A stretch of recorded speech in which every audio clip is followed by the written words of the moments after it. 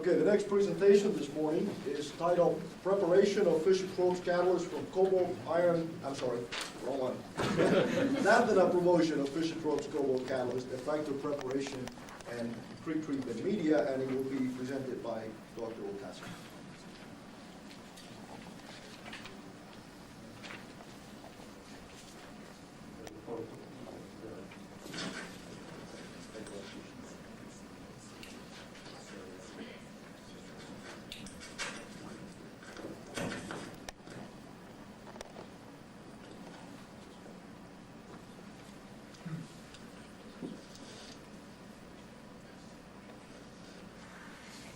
First, I'd like to acknowledge my co-workers, and this piece of work is part of a project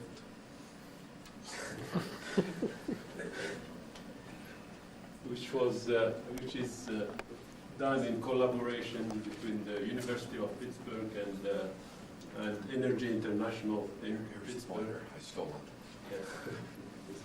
Yeah. And at the University of Pittsburgh, we had some students who worked on this study.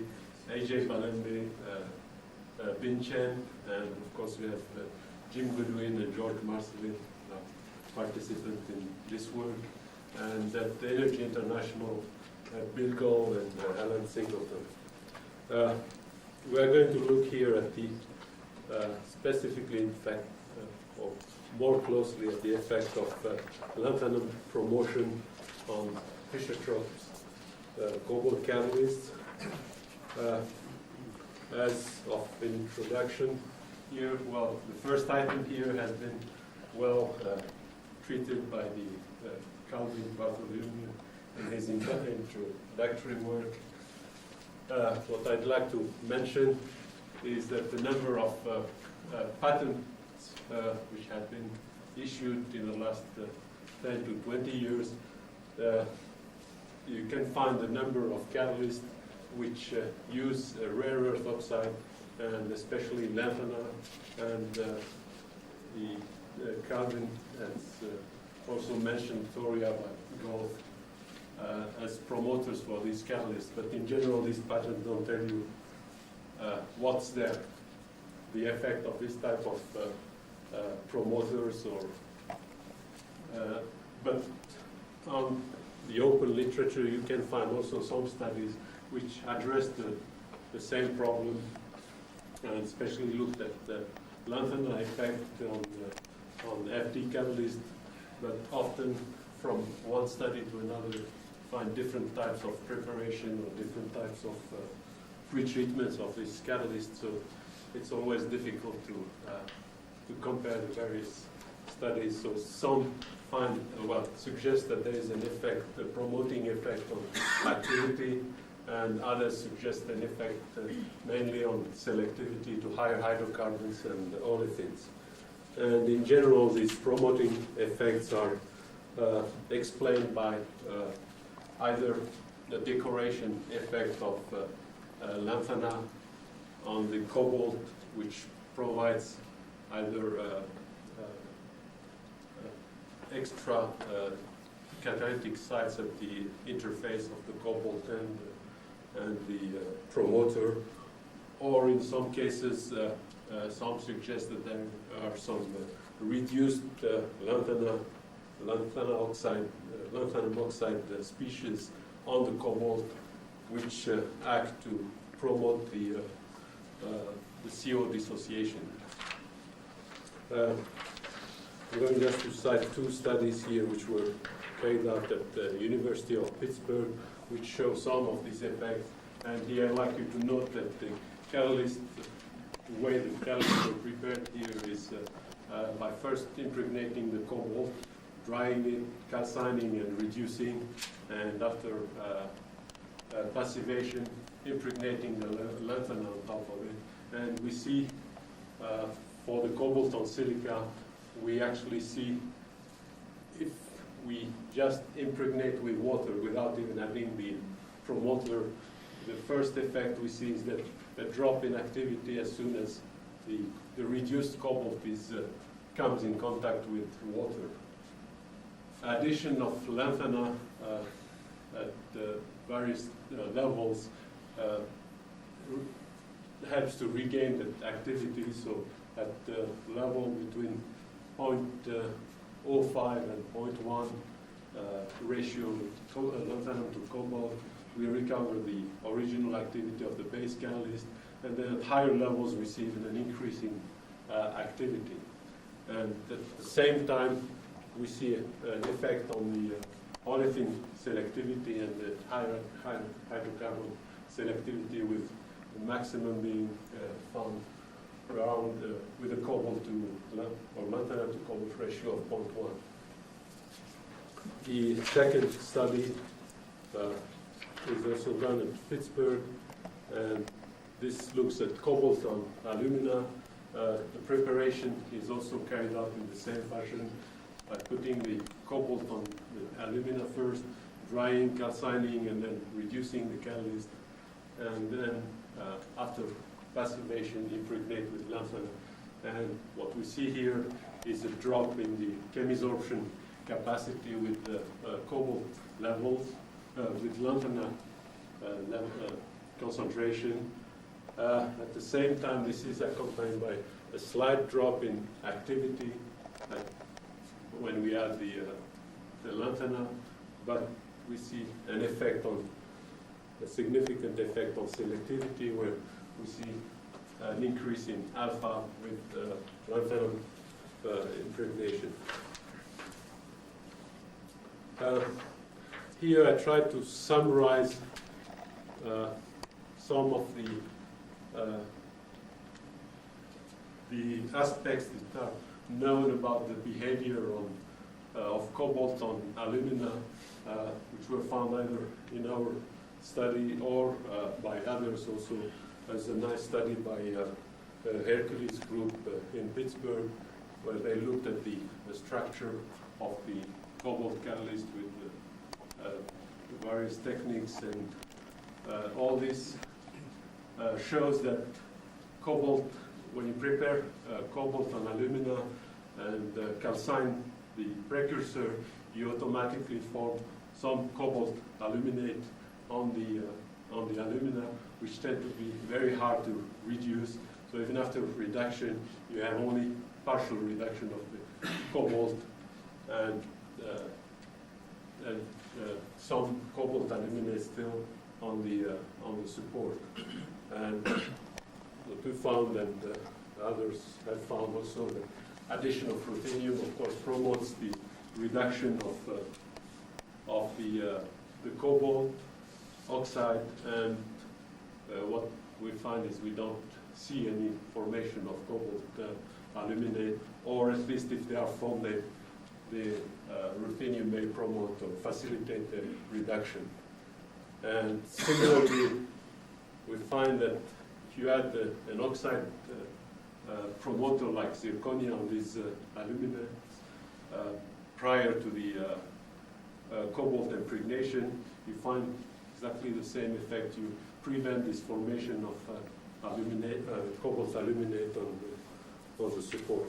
And just to illustrate this effect, I have show you some of the TPR work that we have done at PIT when you add without and with ruthenium, and you see that without the ruthenium get a very high reduction peak, high temperature reduction peaks around 650 to 700 degrees, and that shifts to around 400 degrees when you add the ruthenium.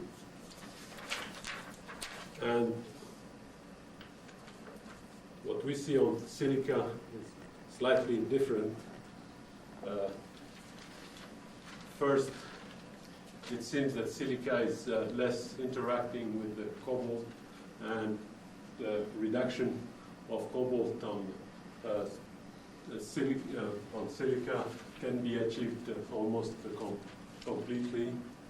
And addition of promoters like noble metals or oxide doesn't seem to affect this reduction. And we see that reducibility of cobalt on silica is in fact unaffected by any of the promoters that we have added, whether noble metals or oxide metals. The only thing which happens with silica is when you start adding water, or when the reduced cobalt comes in contact with water, either during a preparation step where you have to add another promoter on top of the reduced cobalt, or in the case of Fischer-Tropsch, where you are producing water, you find that in fact during the reaction you have a loss of the cobalt metal in favor of the formation of cobalt silicate. And the only way to prevent this formation of silicate is to add an oxide promoter. We found that oxides like zirconia, which is one of the promoters added in one of the patented catalysts by Shell, we find that zirconia prevents the formation of these silicates. And again, to illustrate some of these effects, show you first the effect of water on reducibility, where we looked at a catalyst which has been reduced and precipitated, and then which we pre-treat by passing water or passing helium in a saturator, which is flown over the catalyst, and we see with concentration of water and time, see a significant decrease in reducibility of this catalyst. Similarly, we see that we have two catalysts here which were analyzed before and after reaction. These reactions were carried out in a slurry bubble column reactor for 10 days at high conversion. And with the cobalt on silica, we see after regenerating the catalyst and doing the TPR, we see a loss of 30% in reducibility. So we never recover completely its reducibility, which suggests again this formation of cobalt silicate during the reaction. While in the zirconia promoted catalyst, which also was run under similar conditions in reaction, we managed to, in fact, almost completely regenerate by recalcining the catalyst.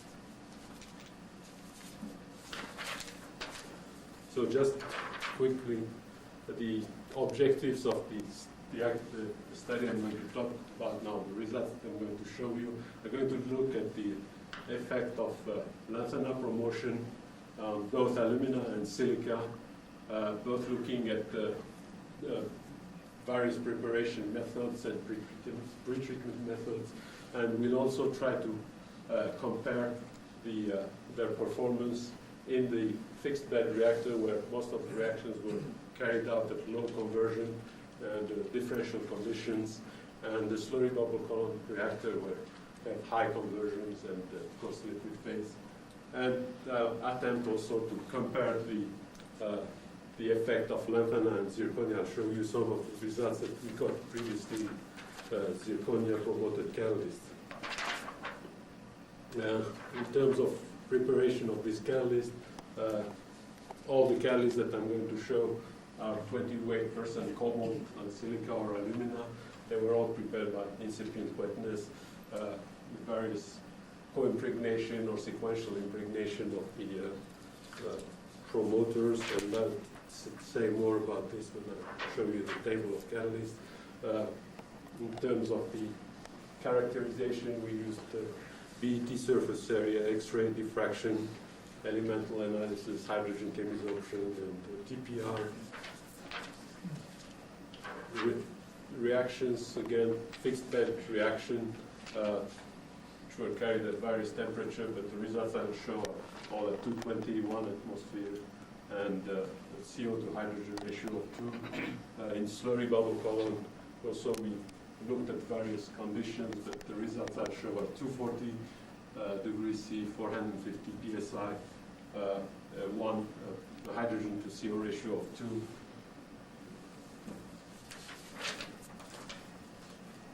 Here are the various catalysts that we have prepared. We have basically three series of catalysts.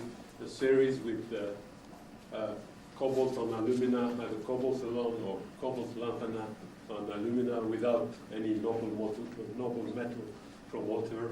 And here we have various preparations. Again, have the co-impregnated lanthanum and cobalt. These two cases where we put first the lanthanum or the zirconium on the alumina calcined and then impregnated the cobalt. In this series, all the catalysts were promoted also with either ruthenium or rhenium. We have as a base case, of course, just the ruthenium cobalt on alumina, and then we have the lanthanum promoted ones. These two are the organic, they have an organic step. The lanthanum ruthenium is added in an organic solution. These are all aqueous preparations. We have, again, a series with the co-impregnated ruthenium, lanthanum, and cobalt, and one with the rhenium, lanthanum, cobalt. The difference here is rhenium has 1%, while ruthenium, in most cases, we have about 0.5%. The last series is the cobalt on silica, with or without lanthanum. Again, we have the co-impregnated one, and then the cases where we put lanthanum or zirconia first and then impregnated with cobalt. And the two things we're looking at here is basically the dispersion and the chemisorption on the reducibility. And in general, what we see is addition of lanthanum decreases slightly the reducibility of the catalyst and their dispersion, except in one case where we have where the catalyst was not pre-calcined, was directly reduced with hydrogen. And this is probably an effect of the ruthenium ACAC on the catalyst. In terms of reducibility, if you look at the silica catalyst, again, as I told you before, any promoter that we have does not seem to affect their reducibility or their dispersion.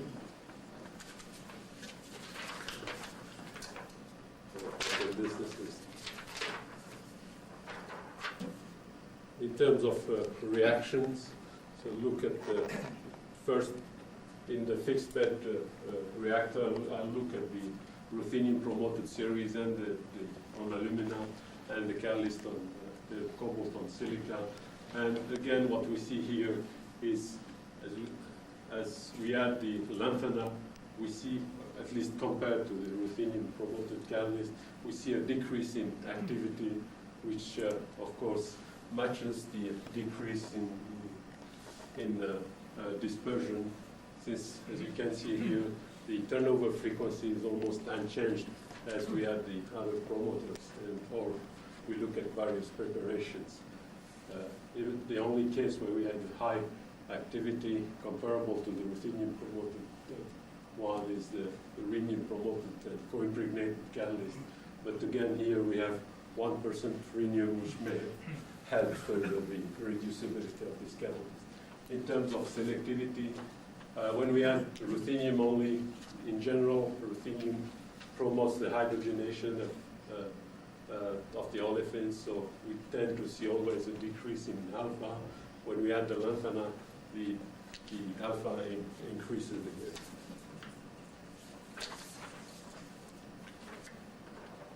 The effect of pretreatment on the same series, we see that we have the catalyst which had the organic impregnation step. We see that a major effect of pretreatment. We see that the uncalcined catalyst has the highest activity, followed by the nitrogen calcined, and while in the other cases where the catalyst has seen oxygen or air, we see a significant drop in activity. But again, if you look at turnover frequency, it seems much not affected by the various pretreatment, or even the alpha is not affected by the various pretreatment.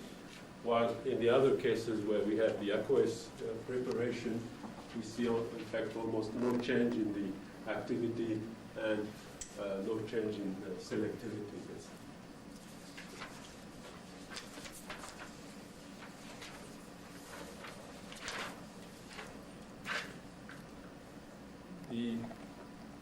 On silica, we have looked at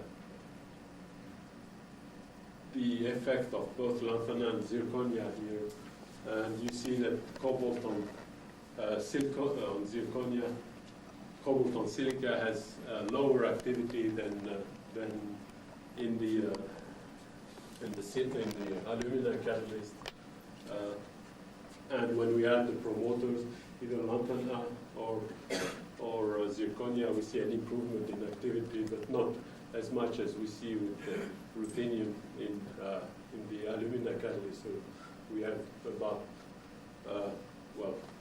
with the lanthanum we have about 30% increase here, about 70% here. But you can note again that the turnover frequencies tend to be much lower here than with the alumina, and this we can rationalize again by this loss of cobalt metal in favor of the formation of the cobalt silicate during the reaction and the effect of water.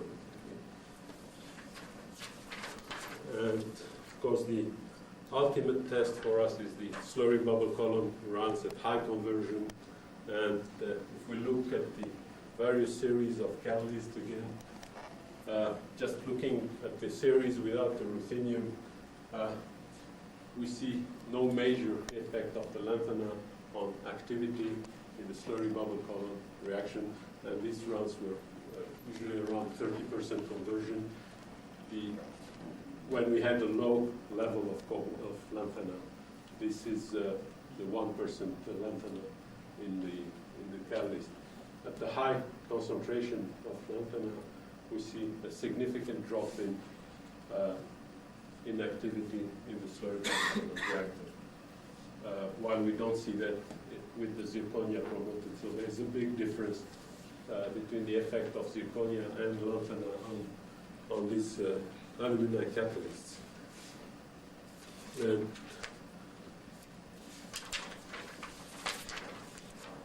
basically the activity decrease here is again attributed to lanthanum cobalt formation, cobalt mixed oxide, which are again very hard to reduce. And this is what has been shown by this study by Ledford and Walla and Hercules in Pittsburgh, where they showed that the formation of lanthanum cobalt mixed oxide, which are almost non-reducible. While with the zirconium oxide, we have a completely different behavior. It seems to protect the formation, or block the formation of the cobalt aluminate, and it doesn't have the interaction with the cobalt that we see here. With the ruthenium promoted ones, we see again less effect than we have seen in the fixed bed at low conversion. You remember in the fixed bed, so almost a factor of 3 to 4 increase in activity when you go from the non-promoted catalyst to the promoted catalyst, while here the increase is for the greatest increase is for the non-calcined organically prepared catalyst, which had about 30% higher activity than the other catalyst. So not a great effect on activity, and almost no effect on selectivity at high conversion.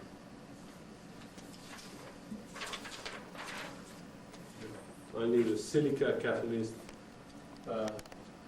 Again, with the silica catalyst, we don't, when we add lanthanum, we don't see a major effect of lanthanum on activity.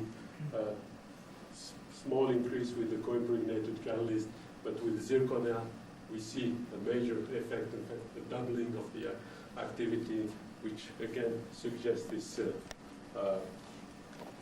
this blocking of the silicate formation during the reaction, while lanthanide does not seem to have that. Just to summarize everything, or the main conclusions, well, the effect of lanthanide, as we've seen, is support dependent and also catalyst preparation and pretreatment in some cases. The turnover frequency of most of these catalysts at low conversion is unaffected by addition of the lanthanide. We see a significant decrease in rate when you add the lanthanide, and this is paralleled by a decrease in reduction and dispersion. We have, again, there are differences between fixed bed and slurry bubble column results. We see that while we have big differences at low conversion, when we go to the slurry bubble column, most of the catalysts seem to behave in the same way, and we don't see the great promoting effect of ruthenium or the lanthanide. And finally, the lanthanum does not seem to block the formation of cobalt aluminate as zirconia does on the same catalyst. This is, of course, responsible for the lower reducibility of this catalyst. And finally, at high loading of lanthanum, we tend to form these lanthanum cobalt mixed oxide, which are again difficult to reduce and are responsible for lower activity of this catalyst, even in the slurry bubble column reaction. And on silica, again, we don't see the same effect as with zirconia when you add the lanthanum. In general, we don't see this blocking effect for the cobalt silicate formation. And finally, just to acknowledge the support for this project by DOE, FEDSI. Thank you very much.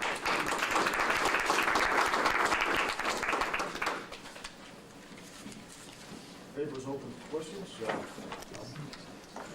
I'm wondering if your model there might be adapted just a little bit in the case of the silicate formation, or maybe in the case of some of these other promoters, where you view a decoration of the crystallite. There may be some crystallite by the silica to form a surface cobalt silicate rather than a separate phase. No, yeah, exactly. I put it just on the support, but it doesn't have to be on the aluminum. It could be on the cobalt itself. In other words, do you have any evidence that you form a separate phase, or no, the crystallite sizes it's changing? highly dispersed and it's hard to see. We know that we have a decrease in the cobalt metal phase, but where the cobalt silicate is, it's hard to determine because it's really highly dispersed. Perhaps some TEM studies would help. Possibly. I would expect that if it is an inhibition of the silicate formation, and then the initial activities would be the same, whether you had zirconia or not, but the deactivation rates. Yeah, I mean, we always start at the high conversion. I mean, all the results I show are at steady state after 24 hours at least. Okay, so there's no information on what happens initially. Initially, in the first rounds, we didn't look closely at the initial cases, but after we started looking at the initial conversion, and we find a big drop initially, and there is a difference there. Related question: do you have defined a rate, a reaction rate, as grams per CH2 per gram of catalyst and per hour? Does this actually mean CH2 chain prolongation, or did you exclude the methane formation in your reaction? No, I was just wait. I'm taking the CO conversion and the number of carbonate on the best way to approximate the production.